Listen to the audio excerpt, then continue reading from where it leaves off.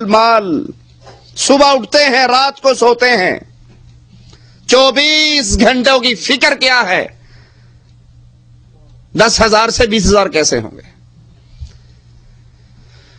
ایک 100 روپے کی انگوٹھی آپ نے اپنی انگلی میں پہنی ہے، واللہ مرنے کے بعد یہ انگوٹھی بھی کوئی قبر میں نہیں جانے دے گا، یہ مال چھین لیا جائے گا۔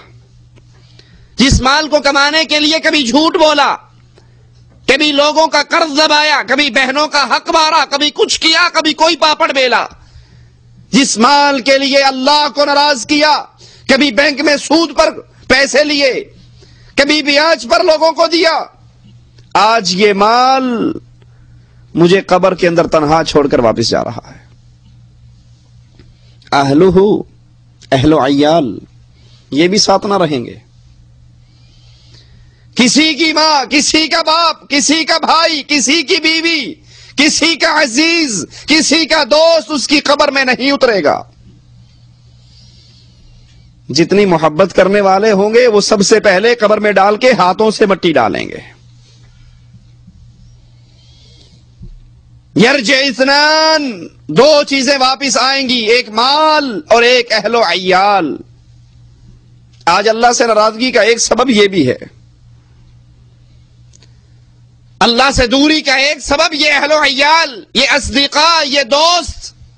جانتے ہیں فلم دیکھنی حرام ہے، لیکن دوست کہتا ہے کوئی بات نہیں، آج تو جمعرات ہے، میں کرائے پر VCR لے کر آیا ہوں، آؤ بیٹھ کر انڈین نئی فلم آئی ہے وہ دیکھتے ہیں۔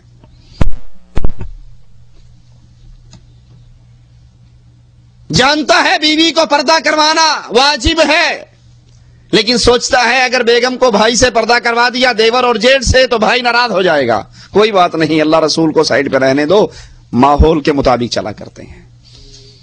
اہل و عیال کو راضی رکھتے ہیں۔ بیگم فون کرتی ہے واپس آ رہے ہو، تو آتے ہوئے ایک بڑے سائز کا کلر ٹیلی ویژن CD پلیئر لانا نہ بھولنا، کیونکہ گھر کے اندر کیبل عام ہو گئی ہے اور ہمارے گھر کے اندر وہی پرانا بلیک اینڈ وائٹ TV چلتا ہے۔ جو کسی نے کہا، دوستوں کو راضی رکھا، بیگم کو راضی رکھا، ماحول اور معاشرے کو راضی رکھا، برادری اور بھائیوں کو راضی رکھا، ایک اللہ کی رضا کی فکر نہیں کی۔ اللہ کی قسم یہ مال بھی چھوڑ کر چلا گیا، یہ اہل و عیال بھی چھوڑ کر چلا گیا۔ یبقى واحد، ایک چیز ایسی ہے جس نے مجھے اور آپ کو قبر میں کبھی اکیلا نہیں چھوڑنا، اور وہ کیا ہے؟ آپ کے اور میرے عمل۔ اقرا کتابک، اپنی ڈائری پڑھیے، اپنے 24 گھنٹوں کو چیک کیجئے، کیسے عمل کر رہے ہو؟ رسول اللہ صلی اللہ علیہ وسلم فرماتے ہیں انسان کو قبر میں رکھا جائے گا، ایک ڈراؤنی شکل کا نوجوان آئے گا، نفرتیں، بدبو، تعفن، گندگی، شکل ہے بدناک۔ یہ پوچھے گا من انت، تم کون ہو؟ وہ زبان حال سے کہے گا، اب پوچھتا ہے میں کون ہوں؟ انی عملک سیئ، میں تیرے وہ گندے کرتوت ہوں جو دنیا پہ کر کے آیا۔ مؤذن کہتا رہا حی علی الصلاۃ، لیکن تو پاکستان انڈیا کرکٹ میچ میں لگا ہوا۔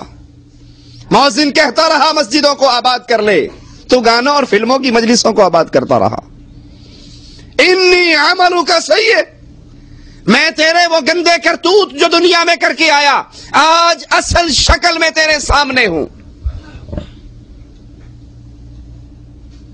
تیرے عذاب کے اندر مزید اضافے کا سبب بنوں گا۔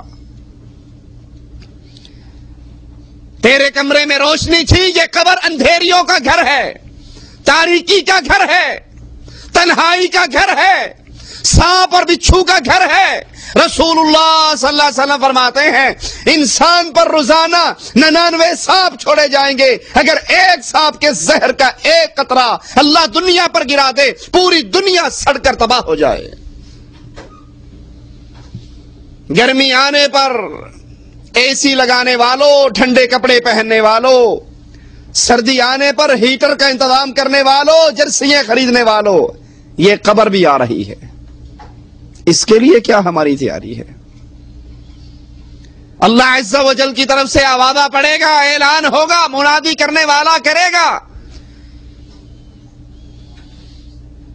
ان قد کذب عبدی، یہ بندہ گندا، اس کی سوچ گندی، اس کا عقیدہ گندا، اس کا کردار گندا، افرشوہ من النار، اس کے نیچے جہنم کی آگ بچھا دو، اس کے اوپر جہنم کی آگ کی چادر چڑھا دو، اس کے لیے اس کی قبر میں جہنم کا گڑھا، جہنم کا دروازہ کھول دو، یہ قبر جہنم کا گڑھا بن جائے گا۔ اس کو سناؤ، ذق، چکھ اللہ کے عذاب کو۔ تو کہا کرتا تھا اے جہاں میٹھا اگلا جہاں کہیں ڈٹھا، بابر عیش کو اس کے عالم دوبارہ نیست، اور چکھ اللہ کے عذاب کو۔ یہ تصویر کا ایک رخ ہے۔ دوسرا رخ، انسان قبر کی طرف چلے گا، اس کی لاش قبر کی طرف چلے گی، یہ پکارے گا جلدی کرو، جلدی لے کر چلو، جہاں تم مجھے لے کر جا رہے ہو وہ جنت کا باغ بن چکا ہے۔ اس کو اس کی قبر میں رکھا جائے گا۔ حسین و جمیل نوجوان پہنچے گا، یہ پوچھے گا من انت، تم کون ہو؟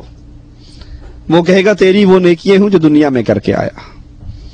تو دنیا کے ہر بندے کو ناراض کر لیا کرتا تھا، لیکن ہر اس کام سے رک جاتا تھا جس کام سے عرش والا ناراض ہوتا ہو۔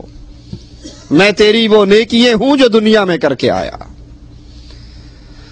آواز دینے والا آواز دے گا ان قد صدق عبدی، یہ بندہ بڑا سچا کھرا بندہ تھا، اس کے نیچے جنت کے بستر بچھاؤ، اس کے اوپر جنت کی چادریں چڑھاؤ، اس کے لیے جنت کی کھڑکی کھول دو، اور اسے کہو سو جا جیسے پہلی رات کی دلہن سوتی ہے۔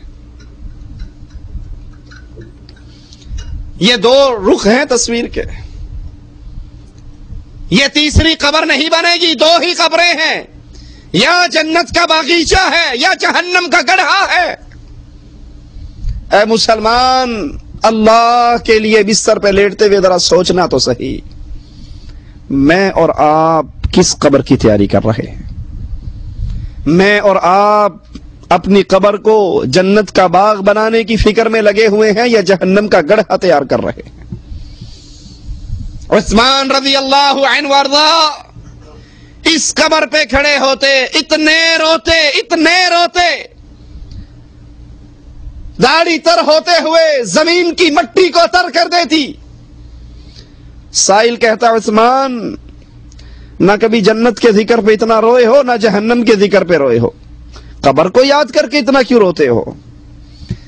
جواب میں کہتے ہیں میرے بھائی، یہ قبر پہلی منزل ہے آخرت کی منزلوں میں سے،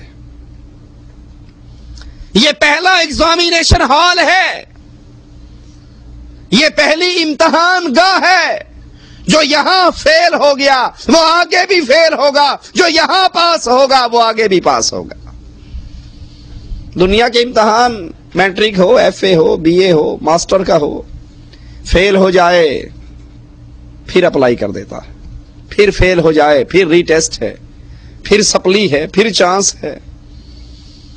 لیکن یاد کر لیجئے، اللہ کا امتحان ایسا عجیب امتحان ہے، جو اس میں فیل ہو گیا وہ ہمیشہ کے لیے فیل، جو اس میں پاس ہو گیا وہ ہمیشہ کے لیے پاس۔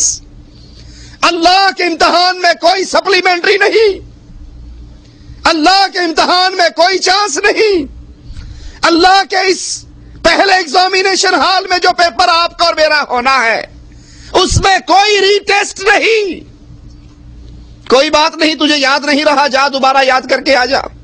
کہیں گے ربنا ابصرنا وسمعنا فرجعنا نعمل صالحا، اللہ ایک موقع اور دے دے، بالکل نیک کام کریں گے۔ لیکن یہاں جو فیل ہو گیا، فریق فی السعیر، وہ ہمیشہ کی جہنم میں، جو پاس ہو گیا فریق فی الجنہ، وہ ہمیشہ کی جنت میں۔ کتنا بد نصیب ہے وہ طالب علم جس کو اپنے پیپر میں آنے والے سوالوں کا پہلے سے علم ہو جائے اور پھر بھی فیل ہو جائے۔ اس سے بڑا بد نصیب بھی کوئی ہوگا؟ ہر بندہ کہے گا تو ہے ہی نکما۔ اللہ کے بندے، تجھے تو پہلے